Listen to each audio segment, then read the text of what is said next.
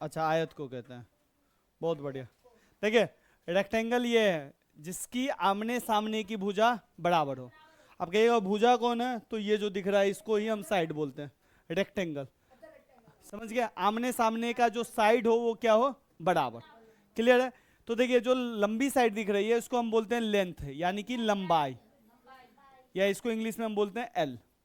ठीक है, ये एल, तो इसकी ये वाला भी क्या हो जाएगा, एल। और ये क्या हो जाएगा, और ये बी। बी मतलब चौड़ाई, ब्रेड्थ बोलते हैं। क्लियर है। अब देखिए, इसमें आपको मेन दो फॉर्मूला पढ़ना है, उस पर क्वेश्चन करना है। एक है आपका आयत का परिमाप। देखिए, जब भी आपको टर्म आए परिमाप, या आपको इंग्लिश में टर्म आ जाए पेरीमीटर, क्या मैंने बोला, पेरीमीटर, तो पेरीमीटर ऑफ रेक्टेंगल। हाँ, आयत का परिमाप रहे या कहीं भी आपको पेरीमीटर दिखे या परिमाप दिखे, कुछ नहीं कीजिए, जिसके बारे में बोल रहा है ना उस सब के साइड को जोड़ दीजिए। तो इन सब के साइड में देखो, ये एल है, ये क्या है, बी है, ये क्या है, एल है, और फिर ये क्या है, बी है। सबको जोड़ दीजिए। एल में एल जोड़ेंगे तो क्या आएगा, 2L।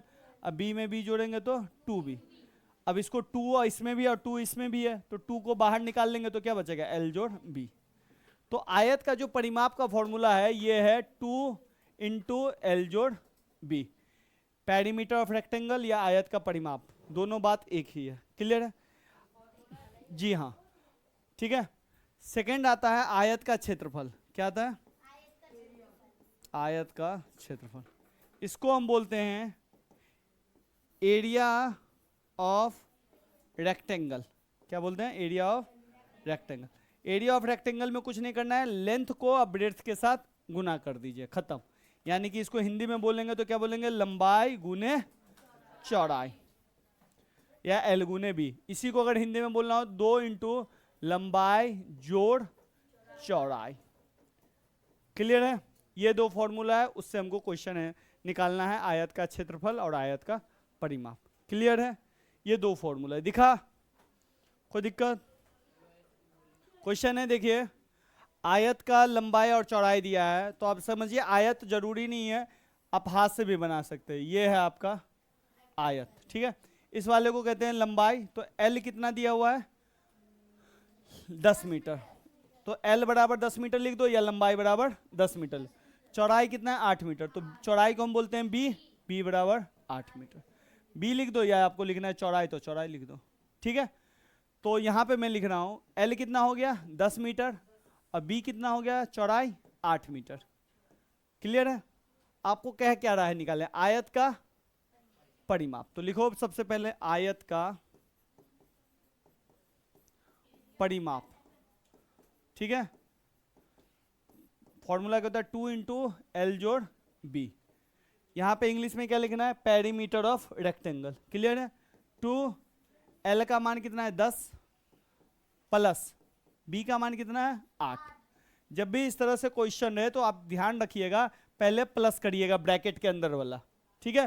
तो 2 और 10 में 8 जोड़ेंगे तो कितना आएगा, 18। अब ब्रैकेट का अर्थ होता है गुना, तो 2 को 18 से गुना करेंगे तो कितना आएगा, 36। अब ध्यान रखिए ये किस में है, मीटर में।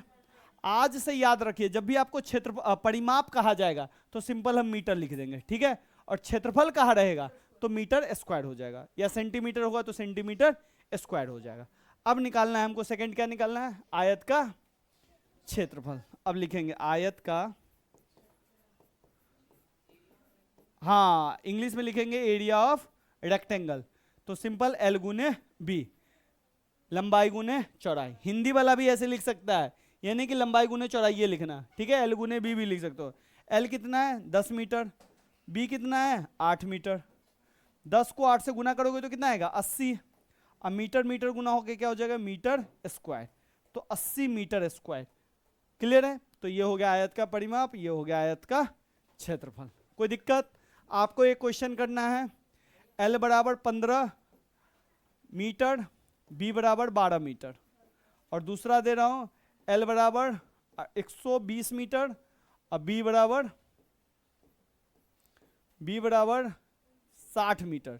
तो इन दोनों केस में आपको निकालना है आयत का परिमाप और आयत का क्षेत्रफल। 1 मिनट बाबू, पेरीमीटर और एरिया, इधर भी निकालना है परिमाप और क्या निकालना है, क्षेत्रफल। समझ गए? ये 2 क्वेश्चन है। आयत का लंबाई चौड़ाई दिया है तो आयत का परिमाप निकालो, आयत का क्षेत्रफल निकालो। आयत का लंबाई चौड़ाई दिया है तो आयत का परिमाप, आयत का क्षेत्रफल। परिमाप को पेरीमीटर एरिया, पेरीमीटर एरिया निकालना है।